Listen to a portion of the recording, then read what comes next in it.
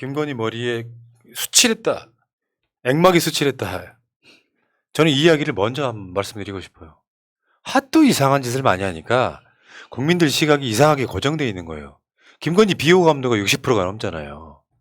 보통 영부인들 이렇게 무슨 뭐 주가 조작 이런 사건이 없고 그냥 평범한 영부인들은 국민들이 대통령을 견제하는 수단으로서 대통령보다 더 이미지가 좋은 경우가 대부분이었지 않습니까? 이순자나 김건희 정도 제외하고 나면은.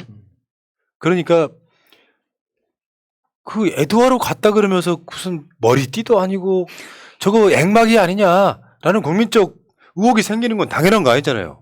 당연한 거잖아요. 네.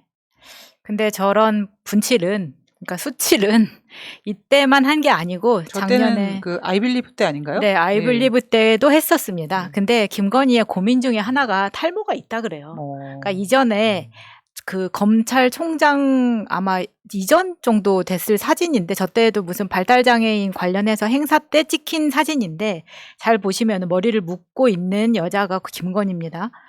지금 보시면은 좀 잘 보이죠, 휑한 게. 이런 것들이 좀 고민이었다고 해요.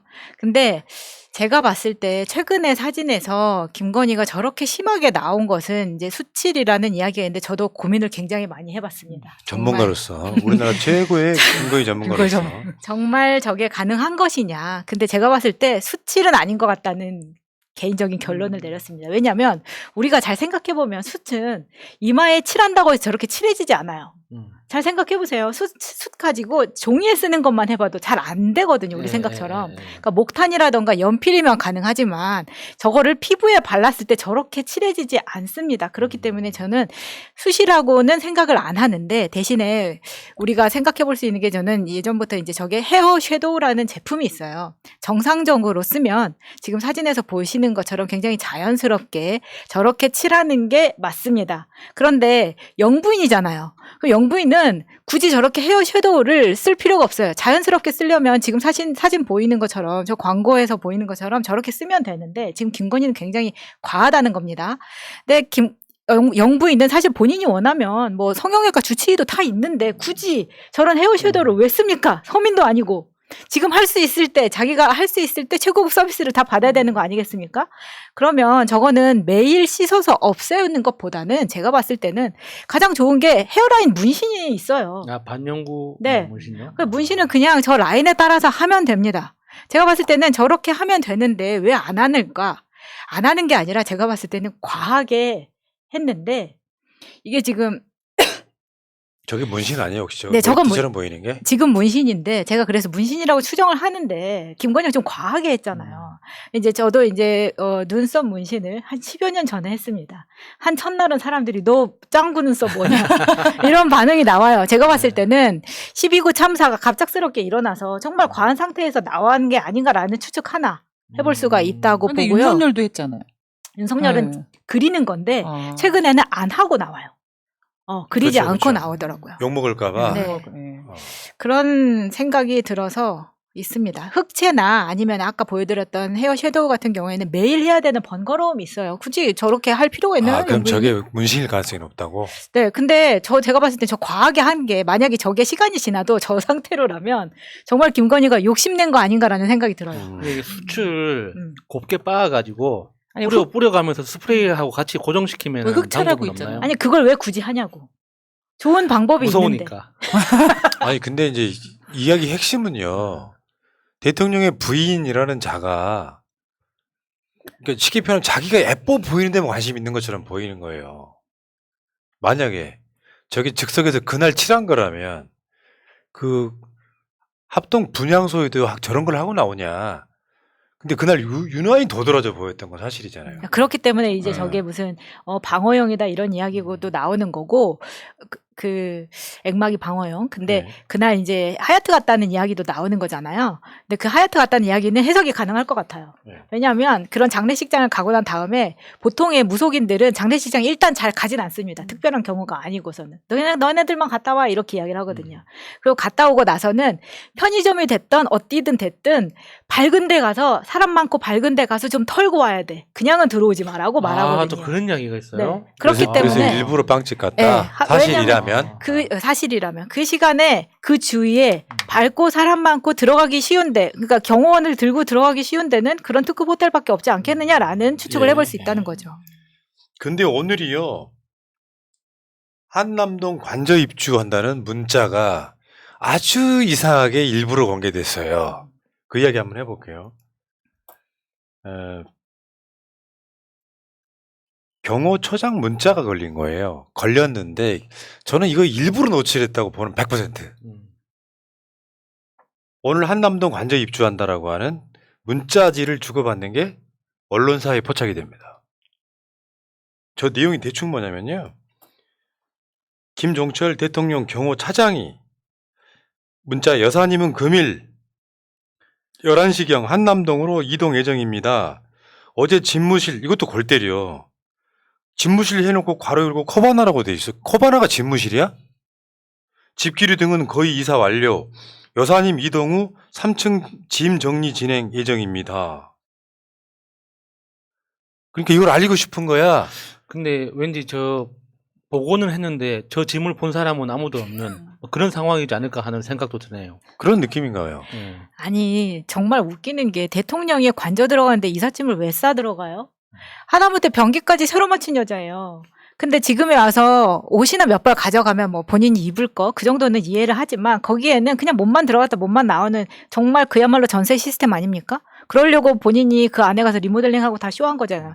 만약에 그냥 들어갈 것 같으면 그 집 팔고 아크로비스타 팔고 들어온 것도 아니에요.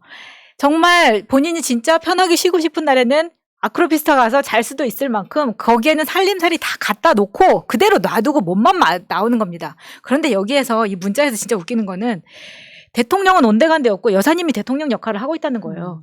여사님이 이동 예정입니다라는 게 지금 뭐 경호처장이 아니, 그동안 엄청난 실수한 거라고 생각합니다. 저는. 저는 실수가 아니라 일부러 노출했다. 저는 그렇게 보는 거예요. 아니 저는 일부러 노출을 한 것도 네. 뭐 계획일 수 있는데 드는 생각이 뭐냐면 마차님 얘기대로 지금 윤석열과 김건희가 아크로비스타에 산다면 뭐 이날 뭐 대통령 내외가 11시에 한남동으로 이동합니다. 뭐 한 텐데 여사님이라고 딱 찍어서 얘기하는 거 보면 둘이 별거하고 있었나? 그 생각이 들더라고요.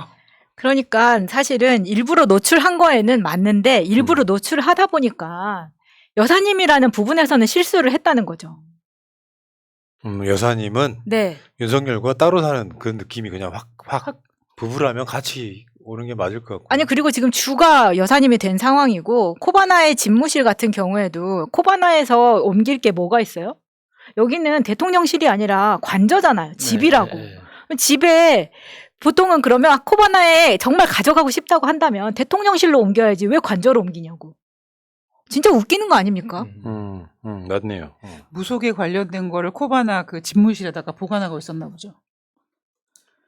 아니 그리고 대통령실도 대통령실 쓸 때도 2층, 5층 자기가 번갈아 가면서 쓴다며. 네. 근데 관저에 있는 코바나 사무실 집기는 왜 가져가냐고요, 도대체. 저는 진짜 이상합니다. 저는 그래서 혹시 코바나에 관련 기밀 서류는 언제든지 털릴 수 있어서 관저로 옮기는 거 아니야라는 생각도 들어요. 아 그래서 뭐 다른 작전 기록 뭐 이런 것들이요? 아니, 저는 그 집기라는 게 몸만 이사 가서 그 관저 안에서 구할 수 없는 그 김건희만의 어떤 그 정말 사적인 그게 무속에 관련된 거든 아니든 그런 집기를 얘기하는 게 아닌가 싶은 거죠. 네. 아니, 그러니까 이제 이게 너무 나가시면 좀 그렇고 핵심 포인트만 이야기하자고요. 여사님이라고 하는 부분은 경호처에서도 주요 경호 대상이기 때문에 큰 문제는 없다고 생각해요. 자꾸 확전시키면 안 돼. 가장 중요한 게 집무실 커바나 집기류 등 아까 그 마차님이 정확히 찔러줬어요. 관저에 50억 넘게 들어갔어요. 거기 집기 이런 거 다 포함해가지고 새로 들어갈 거는요 보석류하고 자기가 쓰는 화장품류하고 옷가지 정도만 갖고 들어가면 되는 거를 지금 언론 플레이용으로 일부러 노출시킨 거예요. 언론이 이제 관저 들어갔나 보네 이렇게 이미지 얻으려고 저는 그렇게 일단 보고. 자, 아무튼 대단하네요. 이런 쇼까지 해야 됩니까? 근데 들어간 거를 아무도 원래 대통령이 그동안 청와대에 있었으니까 우리가 이런 적이 없으니까 알 수가 없네요. 전 믿을 수 없다고 봅니다. 네. 네. 근데 나중에 이제 출퇴근하는 걸로 확인할 수 있겠죠. 그 정변이 예전부터 네. 얘기했잖아요. 차만 왔다 갔다 하고.